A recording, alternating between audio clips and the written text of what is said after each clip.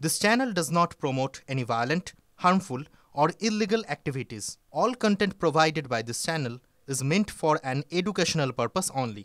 আর এই মুহূর্তে আরো একটা বড় খবর ব্রেক করছি আমরা। হাবড়ার এক এজেন্টের মাধ্যমে এদেশে ঢোকে সেলিম মাতব্বর। চাঞ্চল্যকর তথ্য পুলিশ সূত্রে। গতকালই পুলিশের জালে বিএনপি সদস্য সেলিম মাতব্বর। সুপ্রিয় আমাদের সঙ্গে রয়েছেন আমাদের সহকর্মী সুপ্রিয়। গতকালই আমরা প্রশ্ন তুলেছিলাম কিভাবে এখানে এলো, কি জানা যাচ্ছে এখনো পর্যন্ত? শুভজিৎ, এই সেলিম মাতব্বর ওরফে রবি শর্মা, তাকে গতকাল আদালতে পেশ করার পর পার্কস্ট্রিট থানার পুলিশ নিজেদের হেফাজতে নিয়েছে এবং তাকে জিজ্ঞাসাবাদ করে ইতিমধ্যেই আমরা যেটা পুলিশ সূত্রে জানতে পেরেছি, তদন্তকারীরা যেটা জানতে পেরেছে যে 2023 সালের শুরুর দিকে এই সেলিম মাতব্বর নামের যে বাংলাদেশি নাগরিক, তিনি হাবড়া এলাকার, উত্তর 24 পরগনার হাবড়া এলাকার এক এজেন্টের সাহায্যে ভারত বাংলাদেশের নদিয়া জেলার যে সীমান্ত রয়েছে সেই সীমান্ত অবৈধভাবে পার করে এদেশে প্রবেশ করে এবং তার পরবর্তীতে ওই এজেন্টের সাহায্য নিয়েই টাকার বিনিময়ে সে ভুয়ো নথি হিসাবে দুটি আধার কার্ড তৈরি করে। একটি আধার কার্ডে সে রবি শর্মা নাম দেয় এবং সেখানে তার ঠিকানা রয়েছে নদিয়া জেলার কোনো একটি ঠিকানা, এবং অপর যে আধার কার্ডটি সেখানেও তার নাম রবি শর্মা এবং সেখানে সে রাজস্থানের ঠিকানা, দিল্লির একটি ঠিকানা ব্যবহার করে। অর্থাৎ দুটি ভুয়ো নথিতে সে তৈরি করে। আর সেই যে আধার কার্ড, দিল্লির ঠিকানার রবি শর্মা নাম দেওয়া যে আধার কার্ড, সেই আধার কার্ডকে ব্যবহার করে চলতি বছরের এপ্রিল মাসে সে একটি পাসপোর্ট তৈরি করেছিল এবং যেই পাসপোর্টটা ইতিমধ্যেই কিন্তু পুলিশ বাজেয়াপ্ত করেছে, এমনটাই আমরা সূত্র মারফত জানতে পারছি। তবে এই যে হাবড়া এলাকার বাসিন্দা এজেন্ট, এই এজেন্টের আরও কত সদস্য রয়েছে বা আরও কারা রয়েছে এই চক্রের সঙ্গে, সেগুলো একদিকে যেমন জানার চেষ্টা করছেন তদন্তকারীরা, তার পাশাপাশি এই যে সেলিম মাতব্বর তিনি যে মোবাইল ফোনটি ব্যবহার করতেন, সেই মোবাইল ফোন এখনো পর্যন্ত তদন্তকারীরা নাগালে পায়নি। সেই মোবাইল ফোনটির খোঁজ যেমন তদন্তকারীরা চালাচ্ছেন, তার পাশাপাশি এই সেলিম মাতব্বরের সঙ্গে কোনো রকম জঙ্গি সংগঠনের যোগসূত্র আছে কিনা সেই বিষয়টা স্পষ্ট হওয়ার জন্য ইতিমধ্যেই কলকাতা পুলিশের এসটিএফের যারা গোয়েন্দারা, তারা কিন্তু গতকালই এই সেলিম মাতব্বরকে পার্কস্ট্রিট থানায় গিয়ে জিজ্ঞাসাবাদ করেছে, এমনটাও আমরা সূত্রমাত্র জানতে পারছি। নজর থাকবে সুপ্রিয়, নজর থাকবে, নজর রাখো। গোটা ঘটনা কিভাবে দেখছেন রাজ্য বিধানসভার বিরোধী দলনেতা শুভেন্দু অধিকারী, শুনুন।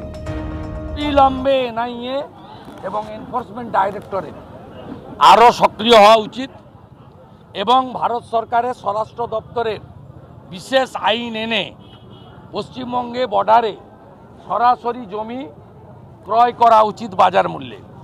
মমতা ব্যানার্জিকে আর চিঠি লেখা উচিত না। একটু আগেই আপনাদেরকে দেখাচ্ছিলাম দিলীপ ঘোষ, বিজেপির প্রাক্তন রাজ্য সভাপতি, দাবি করেছেন রোহিঙ্গারা এখানে আসছে, এখান থেকে জাল নথি তৈরি করে গোটা দেশে ছড়িয়ে পড়ছে। কার্যত সেই সুরে সুর মিলিয়েছেন অর্জুন সিং। জঙ্গিরা বাংলায় আত্মগোপন করে আছে, এখান থেকে অস্ত্র মাদক নিয়ে গিয়ে সন্ত্রাস চালাচ্ছে, চাঞ্চল্যকর অভিযোগ করেছেন অর্জুন সিং।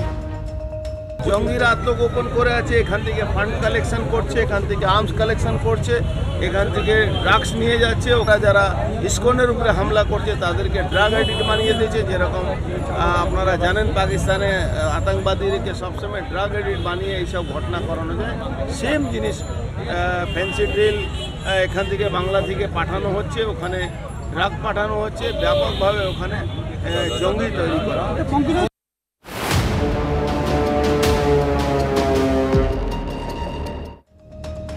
আরো একটা বড় খবরের দিকে আমরা নজর রাখছি। আবাসের নাম তুলতে কাটমানি ফেরত চাওয়ায় পিটিয়ে খুন, অভিযোগ ঘিরে মুর্শিদাবাদে রঘুনাথগঞ্জে উত্তেজনা।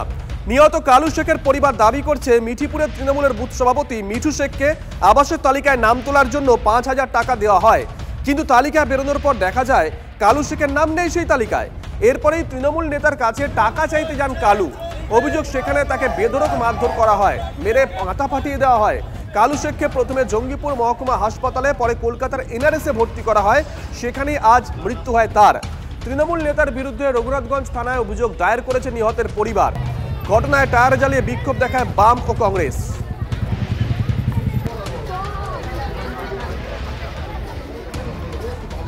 কি বলছে মৃতের পরিবার, শুনুন।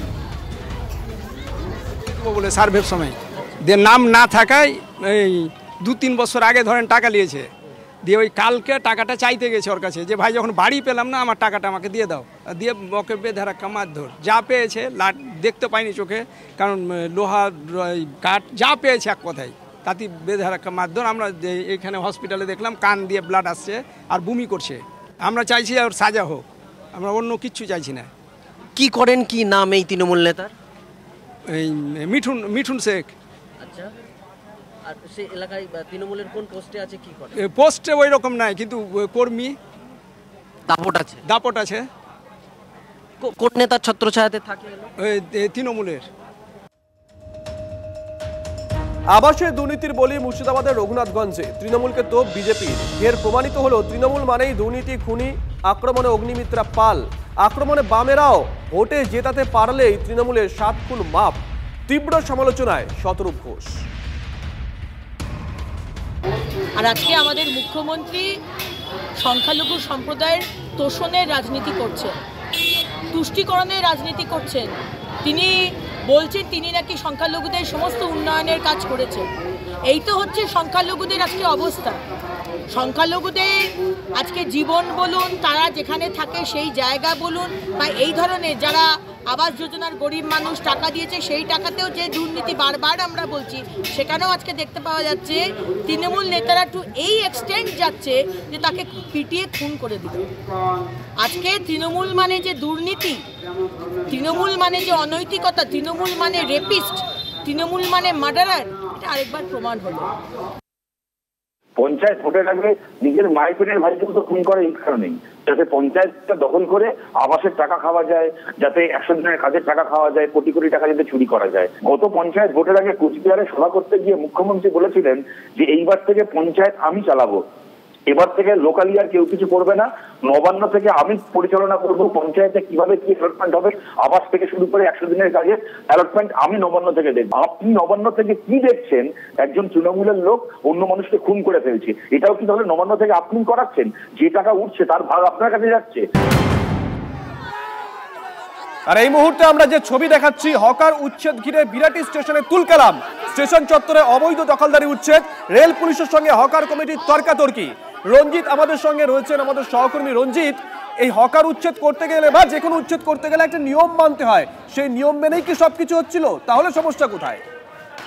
দেখো, এটা পুরো কোর্টের নির্দেশেই এই হকার উচ্ছেদ অভিযান চলছিল এবং মাসখানেক আগেও সেই কোর্টের নির্দেশেই হকার উচ্ছেদ অর্থাৎ অবৈধ দখলদারি মুক্ত করতে কিন্তু বদ্ধপরিকর ছিল রেল পুলিশ তৎসহ নিমতা থানার পুলিশ। এবং সেখানে গেলেও 1 মাস আগে কিন্তু বাধার মুখে পড়তে হয় এবং পিছু হটতে হয়, তারা কিন্তু অবশেষে ফিরে যেতে হয়। পুনরায় কিন্তু কোর্টের নির্দেশের পাওয়ার পরেই কিন্তু আজ সকাল থেকে কিন্তু এই বিরাটি স্টেশনে অবৈধ যে দখলদারি, সেই দখলদারি উচ্ছেদ করতে আসে রেল পুলিশ তৎসহ কিন্তু নিমতা থানার যে ব্যারাকপুর কমিশনারের নিমতা থানার পুলিশ। এবং সেইখানে কিন্তু বাধার মুখে পড়তে হয়। শুধুমাত্র হকার কমিটি নয়, হকার কমিটি, আইএনটিটিউসি এবং সিটুর যারা ইউনিয়নের যারা নেতা আছে, হকার ইউনিয়নের যারা নেতা আছে এবং যারা কর্মী আছে, তারা কিন্তু তাদেরকে মানে উচ্ছেদে বাধা দান করে। এরপরে ব্যাপক তর্কাতর্কি।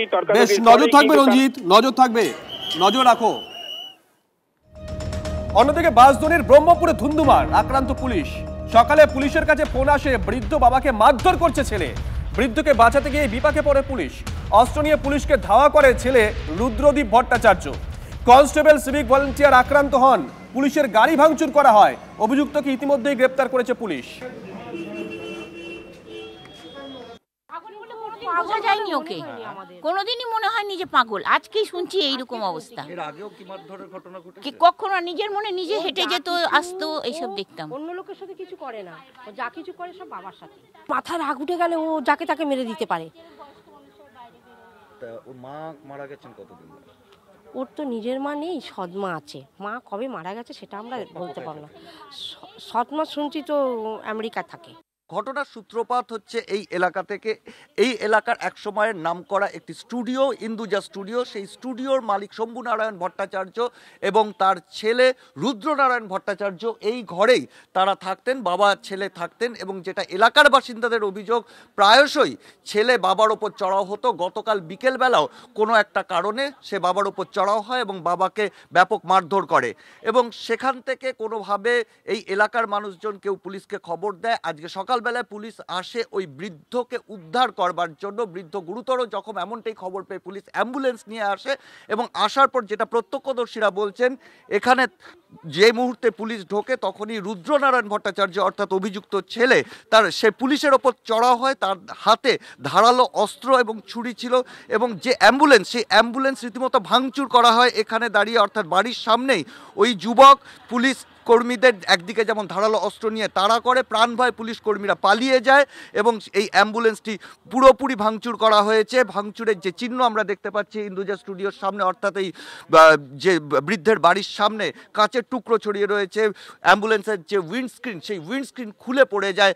তারপরে এলাকার মানুষজন কোনো ক্রমে ওই যুবককে বাগে আনে, তাকে প্রতিরোধ করে বাগে আনে, কারণ ততক্ষণে পুলিশ ধারালো অস্ত্র হাতে ওই যুবকের তাড়া খেয়ে প্রায় একটা বড় অংশ তারা পালিয়ে যায় এবং স্থানীয় বাসিন্দাদের সহযোগিতায় শেষ পর্যন্ত রুদ্রনারায়ণকে বাগে আনা হয় এবং পরবর্তীতে গ্রেপ্তার করা হয়। এই বৃদ্ধ তার ছেলের সঙ্গে একাই থাকতেন এবং কি কারণে এই ঘটনা সেটা এখনো স্পষ্ট নয়। এলাকার মানুষরা যেটা দাবি করছেন, এই রকম হামলার ঘটনা এর আগেও হয়েছে, ছেলে মানসিক বিকারগ্রস্ত কিনা সেটাও স্পষ্ট নয়, সেগুলো খতিয়ে দেখছেন তদন্তকারীরা। কিন্তু প্রাথমিক যে বিহেভিয়ার, সেখান থেকে কোথাও পুলিশের মনে সন্দেহ যে কোনোভাবে মানসিক রোগের শিকার এই রুদ্রনারায়ণ ভট্টাচার্য, তাকে গ্রেপ্তার করা হয়েছে এবং তার চিকিৎসকদের সঙ্গে পুলিশ পরামর্শ করছে তার কোনো মানসিক বিকার আছে কিনা জানার জন্য। কিন্তু সাত সকালে বাঁশডনি থানা এলাকার পুলিশ বৃদ্ধকে উদ্ধার করতে গিয়ে এভাবেই আক্রান্ত হলো এবং যা গোটা এলাকায় চাঞ্চল্যের সৃষ্টি করেছে। ক্যামেরায় মাখনের সঙ্গে সিজার, TV9 বাংলা, বাঁশডনি।